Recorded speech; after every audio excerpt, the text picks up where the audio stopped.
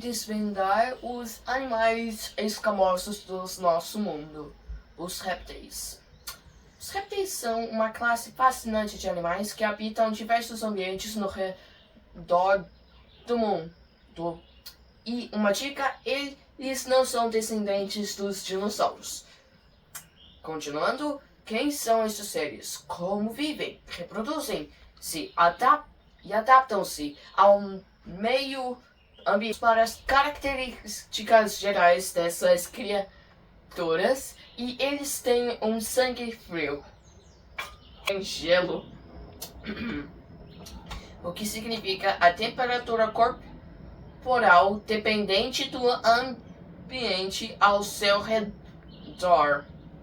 Até mesmo se estão em um lugar tão quente ou em um lugar tão calmo como a floresta, ainda vão ter um sangue frio. Uma característica marcante é a presença de escamas que cobrem aos seus corpos. Anfíbios não são répteis. Anfíbios têm peles lisas e répteis têm escamas duras. Não confundem! E anfíbios às vezes são uma presa dessas.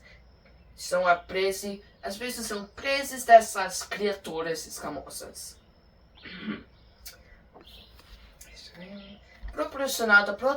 As escamas são proporcionadas para proteção e resistência do calor de um dos seus ambientes. Respiram geralmente por pulmões, diferentemente de outros grupos de animais. Agora, as adaptações. Esses animais podem ser encontrados em uma variedade de ambientes, desde desertos até as florestas tropicais. Suas habilidades são notáveis e muito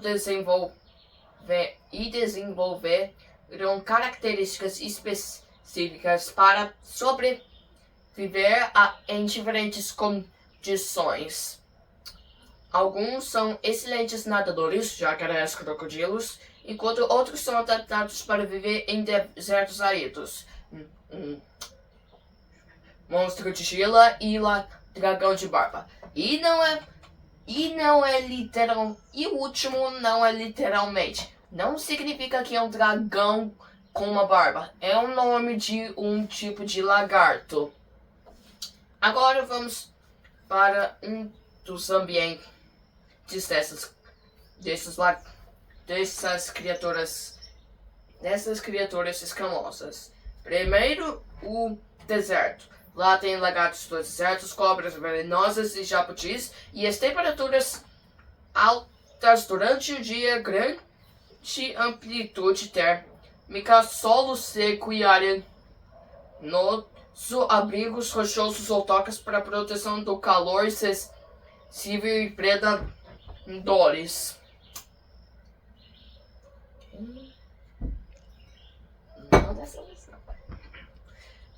Agora para a floresta tropical, lá tem camaleões, aqueles que podem mudar a cor dependendo da temperatura, dependendo do ambiente deles. Serpentes abricolas, é raro de um ser venenoso, eu acho. Lagartos tropicais com...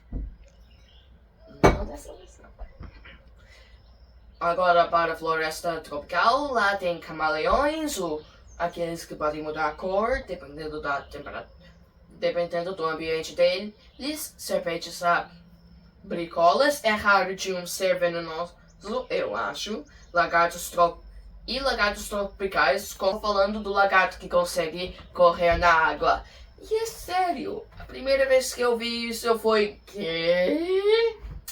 Ok, agora para as condições. Altas temperaturas e umidade, vegetação densa, árvores para escaladas e tocas para esconderijo.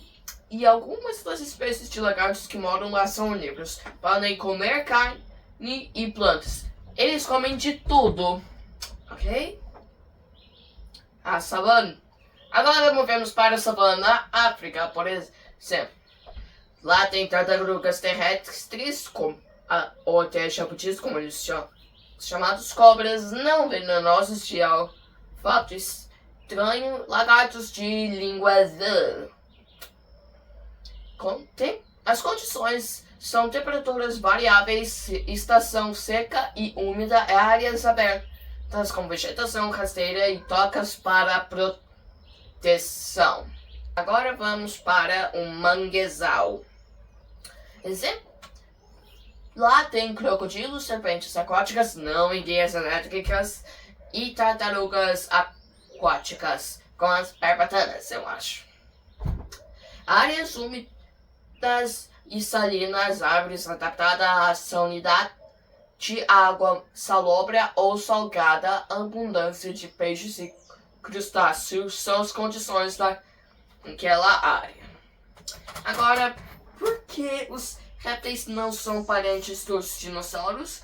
Bom, isso é uma boa pergunta.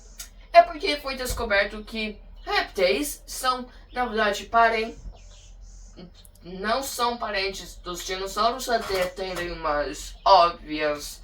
sinais óbvios, mas foi mostrado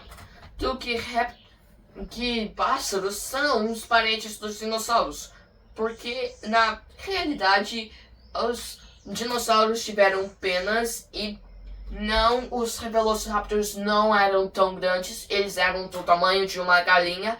Falando de uma galinha, esse era o descendente do Tiranossauro Rex. Agora a alimentação Agora de volta para os habitats e condições dos répteis. Estranhamente, até répteis lá nas montanhas. Tem lagartos de alta altitude, serpentes alpinas. Nossa, é pouco mais do que isso. As temperaturas mais frias, altitudes elevadas, rochas para escaladas, solos específicos. Por acaso... Zonas árticas ou subárticas. Agora eu fiquei doido. Exemplos de tartarugas terrestres adaptadas a climas frios. Mas eles não são de sangue frio. Eu só faço uma pesquisa. São as temperaturas frias, invernos rigorosos, solo permafrost, vegetação de tundra.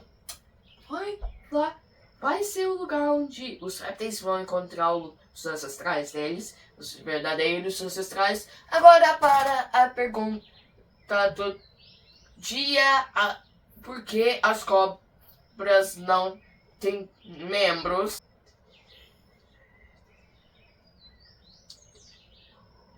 Sabia que os ovos dos répteis é amniótico para proteger de predadores? Só queria falar isso.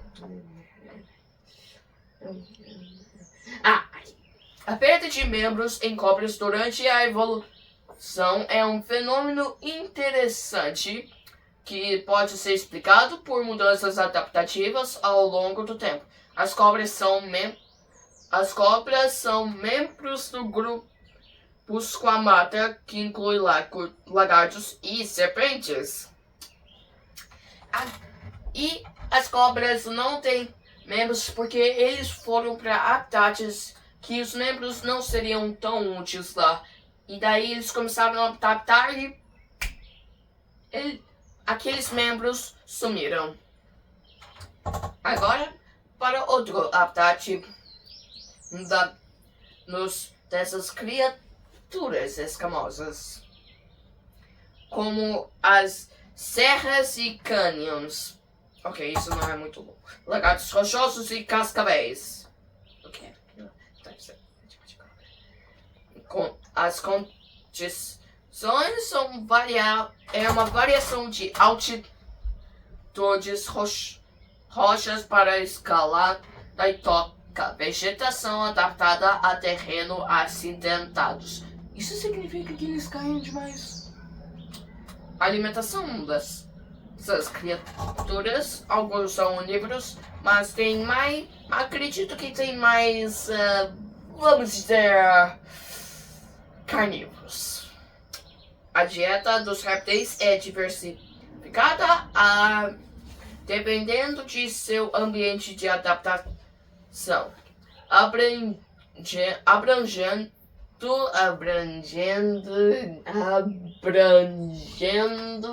desde insetos até mamíferos maiores. Cobras, por exemplo, capturam presas com as suas mandíbulas altamente flexíveis,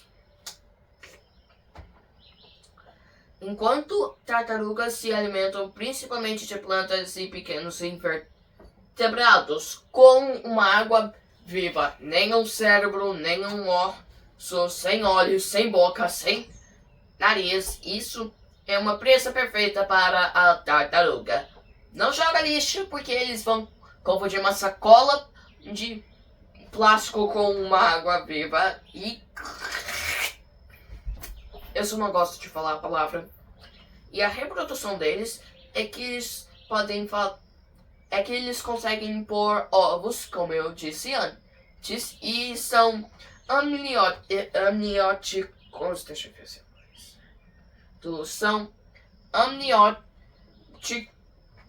e podem proteger dos predadores. Eu já tinha falado. Agora, as répteis que podem colocar ovos. As tartarugas, por exemplo, enterraram seus ovos na areia, onde ficam até a eclosão. Algumas cobras e lagartos também botam ovos, enquanto outras espécies dão à luz e a filhotes vivos. É interessante explorar os diferentes estratégias que esses animais desenvolveram para garantir a sobrevivência na sua prole.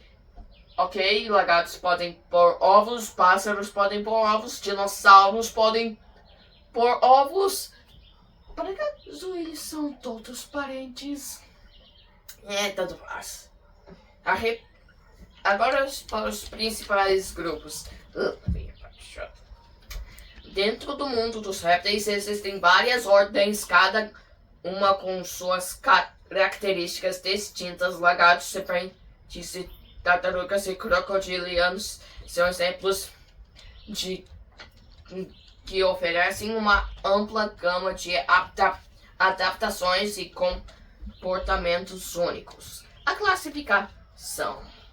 Vamos para a classificação como a ordem Testudines das tartarugas, cacados e jabutis. A família Testudinidae são dos jabutis terrestres. A família Emididae são dos cagados de água doce. Não pensa da piada. E a família Chelonidae são das tartarugas marinhas. Agora para a ordem Squamata.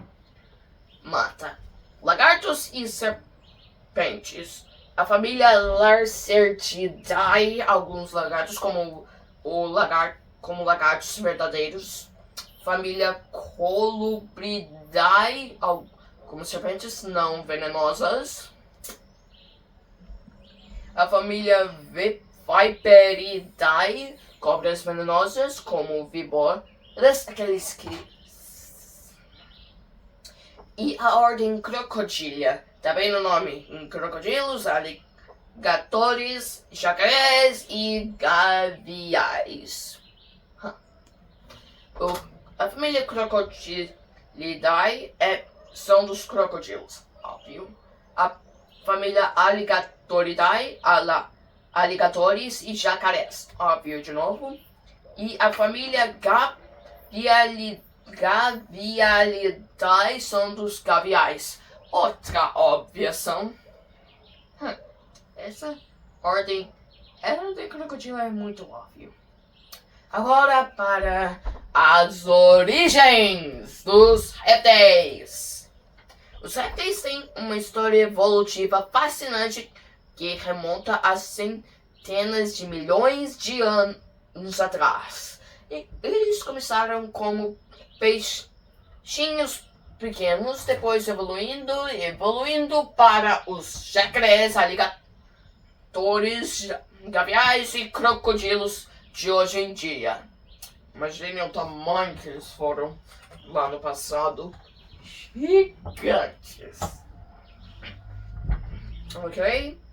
A origem dos répteis está ligada à sua adaptação à vida terrestre, até as tartarugas. A evolução do ovo amniótico, a diversificação ao longo das eras geológicas. Os répteis desempenharam um papel fundamental na história da vida na Terra, influenciando e sendo influenciados por mudanças ambientais significativas. Eles são parte do grupo de animais vertebrados conhecido como amniota, que também inclui aves e mamíferos. Precisam de tempo para respirar. A transição para a vida terrestre e a evolução do ovo amniótico foram marcos importantes no desenvolvimento dos répteis. Os primeiros répteis evoluíram a partir de anfíbios primitivos. E, de novo, eles não são parentes. Durante o final do período Devoniano e início do período Carbonífero, há aproximadamente 300 milhões de anos atrás. Ao contrário dos anfíbios, os répteis desenvolveram adaptações que lhe permitiram viver de forma mais independente de água, como escamas impermeáveis para evitar a perda excessiva de água. Má notícia, aquilo não foi muito bem para calor. O amniótico já fez aquela parte. Mas vou querer falar mais para aqueles cientistas. Uma das adaptações cruciais foi a evolução do ovo amniótico, que é um ovo com membranas que protegem o embrião, que permitem a reprodução em ambientes terrestres. O ovo amniótico contém um saco amniótico cheio de fluido que mantém o embrião hidratado e protegido. As mães não precisavam se preocupar. A diversificação e domínio. Durante o período Mesozoico, cerca de 252 milhões a 66 milhões de anos atrás, os répteis experimentaram uma enorme diversificação e domínio, dando origem a grupos como os dinossauros, pterossauros, crocodilianos e algumas linhagens de répteis sobreviveram e deram origem aos grupos modernos, cobras, lagartos, jacarés, etc., incluindo crocodilianos, tartarugas, lagartos e serpentes, etc. Houve um fato curioso sobre eles, relacionado com a habilidade de algumas espécies de regenerar suas caudas, mas isso é só para as lagartixas. Parece ser nem todos eles podem regenerar as suas caudas. O fenômeno é conhecido como autotomia da cauda. Preciso pesquisar. As serpentes já foram antepassados comuns. As cobras compartilharam um ancestral comum com lagartos que tinham membros. Portanto, as cobras não surgiram de lagartos que perderam os membros, mas sim de antepassados comuns que já possuíam membros. Curioso. Ambiente e estilo de vida. As cobras provavelmente evoluíram em ambientes onde a ausência de membros proporcionava vantagens e adaptativas específicas. Por exemplo, ambientes subterrâneos ou áreas com vegetação densa podem ter favorecido a locomoção sem membros. Como eu disse antes, só dando uma explicação maior. A evolução da ausência de membros em cobras é um exemplo de como as pressões ambientais e a seleção natural podem moldar as características anatômicas dos organismos ao longo do tempo. Elas provavelmente evoluiriam em ambientes onde a ausência de membros proporcionava vantagens adaptativas específicas, por exemplo, ambientais subterrâneos ou áreas com vegetação densa podem ter favorecido a locomoção sem membros. Só uma explicação mais específica. A evolução de ausências de membros em cobras é um exemplo de como as pressões ambientais e a seleção natural podem moldar as características anatômicas dos organismos ao longo do tempo, adaptando-os ao seu ambiente específico e estilo de vida. Tô curioso como humanos poderiam ter ido lá. Em resumo, os répteis são animais incríveis e diversificados, desempenhando papéis fundamentais em seus ecossistemas. Ao entender melhor esses seres, podemos apreciar a complexidade da vida na Terra e a importância de conservar seus habitats naturais para garantir um equilíbrio sustentável em nosso planeta.